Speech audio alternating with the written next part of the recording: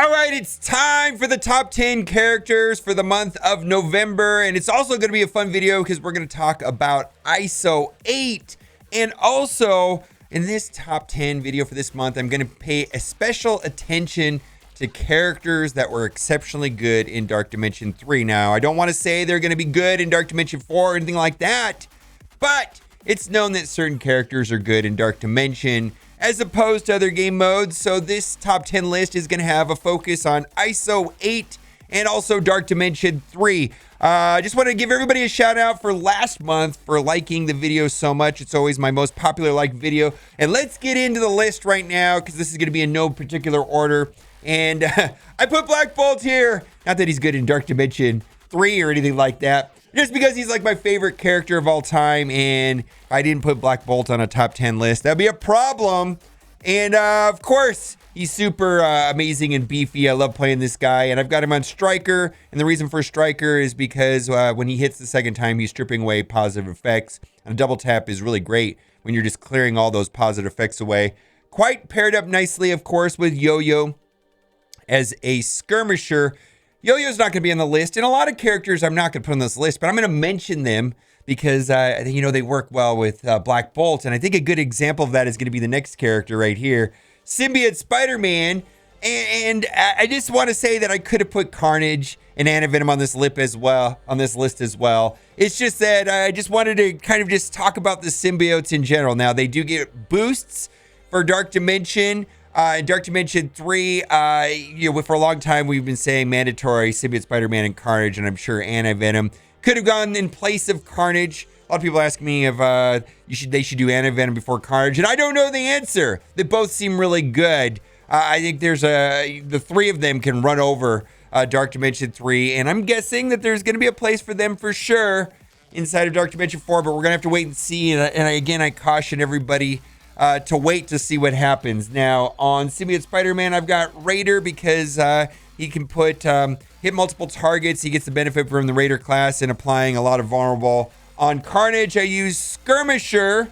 And then on Antivenom, I do Striker. So all three of them could have made it, but just for the purpose of this video, I'm going to say it's symbiotes. And for me, the symbiotes are quite good. And a lot of people have asked me who to go through 7-1. In Heroes 7-1, a lot of people are saying that they're having good luck using Symbiote Spider-Man with Antivenom and 3 hero brawlers. Maybe, and that seems to be a team that people are using to go Heroes 7-1. Let's go to the next one on the list, Hela. Now, Hela is on this list for a bunch of reasons, but in the context of Dark Dimension 3, what made Hela quite good is her undead summon, or we call the undead summon Greg, because I think the game file was titled Greg, and so we just call him Greg now, where he just, the AI targets Greg, and that's like a free life almost when it comes to Dark Dimension 3. Greg made Dark Dimension 3 a lot easier. In fact, there were certain strategies where paired up with Hela and Minerva, where if the Hela died first and the Greg survived, Minerva would revive Hela, and then there would be 2 Gregs. Woo! Kind of hard to get that to go off. But not only Hela obviously makes this list because she is the pathway to 3 other legendary characters. Phoenix, Black Bolt, and then Black Bolt leads you to Ebony Maw. So I can't stress how important Hela is. As Guardian's viability on defense inside of Alliance War is not as great as it once was because of symbiotes in particular, but Hela is Hela and Greg is Greg. The Amazing easily makes the top 10 list, and I think very good in Dark Dimension 3. We'll see on Dark Dimension 4. Mr. Sinister. Now, the reason why I put Mr. Sinister on this list is because of Dr. Doom. Looks like Mr. Sinister will be one of the potential counters to Dr. Doom. I'm just saying. Boy, you pair up Emma with Mr. Sinister, get the opposing Dr. Doom slower, then you steal their Dr. Doom. The reason why I think Mr. Sinister needs to be on this list and needs to be talked about is because of the clone mechanic. And we were kind of a little bit worried about Mr. Sinister because the clone didn't get the benefit of ISO-8.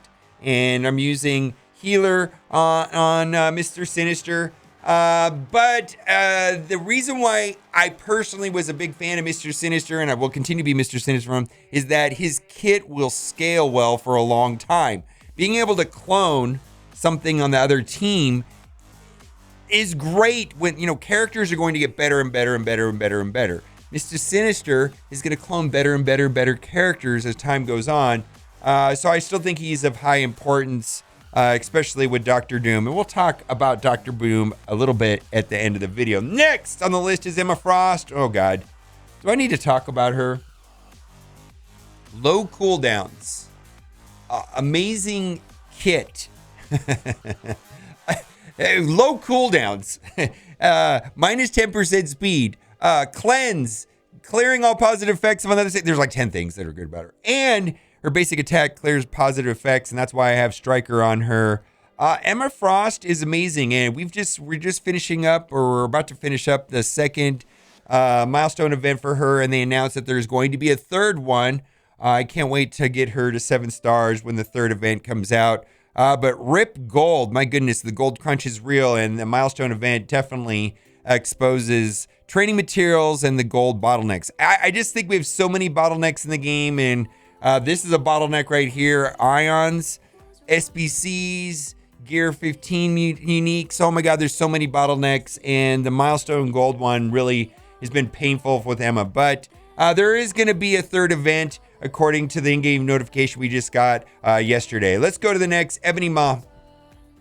I put Ebony Maw on this list, and I suppose, you know, when instead of just putting Thanos, of course Thanos could be in this list also, but I chose not to put Thanos on the list just because I want to talk about Ebony Maw. And Ebony Maw, you can see I took him to ISO 5.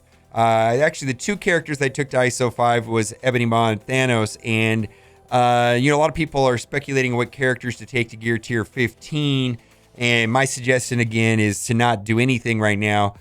If I was tempted to take one character to Gear Tier 15, it might be Ebony Maw, and the reasoning behind that is, he's legendary and he has Health Steal. I'm guessing he's going to be required in Dark Dimension 4. I'm guessing, and I have a feeling that I'm not going to regret upgrading Ebony Maw. I don't know if I want to do that right now, but it's just a thought, right? And that he's going to be useful in Dark Dimension 4 because he was highly useful in Dark Dimension 3. And I use him every day in my arena team, and I can get the benefit today of upgrading him. That being said, Ebony Maw is all around great. I'm not using him in U7.5 anymore because of symbiotes, but I still use him every day in the arena. And by proxy, I should talk about Thanos and friends. But yeah, Ebony Maw was pretty much one of the requirements for Dark Dimension 3, so he has to make the list. All right, let's keep going. And I put Skirmisher on him because two of his 3 abilities, basically other than his basic attack, they don't really need like Striker or anything like that. It's just Skirmisher makes sense. He gets the boost just from the focus, and he's adding the tag with all of his abilities. He's adding the vulnerable with all of his abilities, and he's removing positive effects when he's hitting the second time once they already have vulnerable. Skirmisher makes the best sense on that. All right, let's move on to the next character. It's Phoenix. Okay, the Phoenix is on this list because she was vital to Dark Dimension 3, and she's an amazing character. And I'm guessing that she's going to be important in Dark Dimension 4. We're going to see. They're going to do some wonky things with the legendary tag, so I'm not suggesting taking her to 15 right now. Now, she really doesn't get much of a benefit from ISO-8, and I did put Skirmisher on her. And then also, I've been upgrading these individual ones. Yeah, she can use more resistance. Yeah, she can use more focus.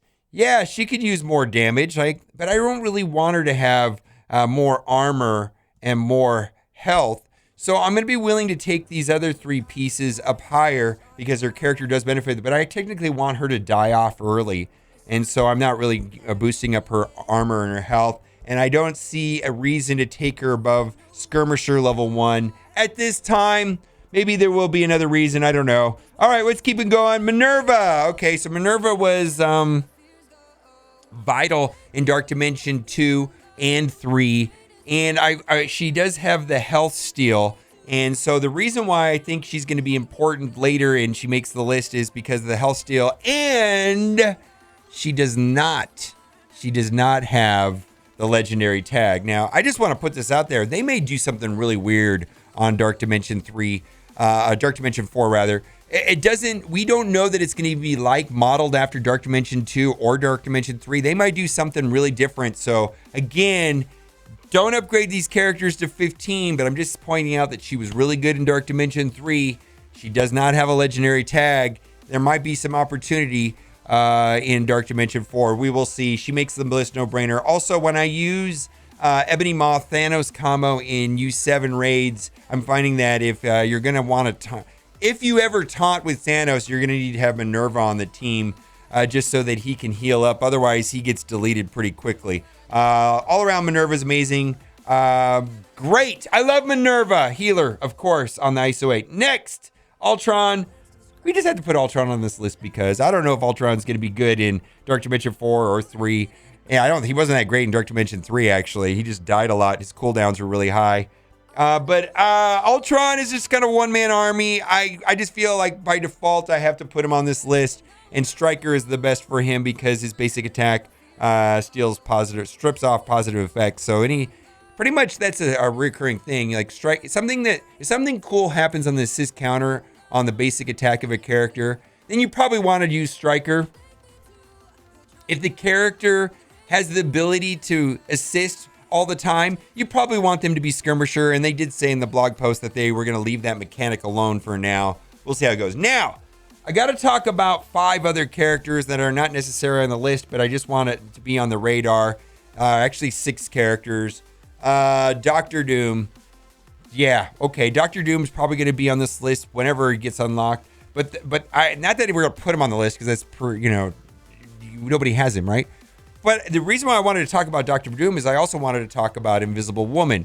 Invisible Woman has not really been on this list for a long time, but she might be one of those characters that everybody uses all the time once Dr. Doom is into play because there's some synergy with Fantastic Four, and the low-hanging fruit would be Invisible Woman to pair Dr. Doom up with Invisible Woman. That being said, so I just want to draw your attention to Dr. Doom, Invisible Woman. Next, I want to talk about Ghost. Ghost is not in the game yet, but she might be something that makes Dark Dimension 3 a lot easier. In fact, I'm hoping to try out Ghost paired up with Stature in Dark Dimension 3 in the global nodes. And my guess is that this Pimtech team is going to be a thing for Dark Dimension 4. We will see.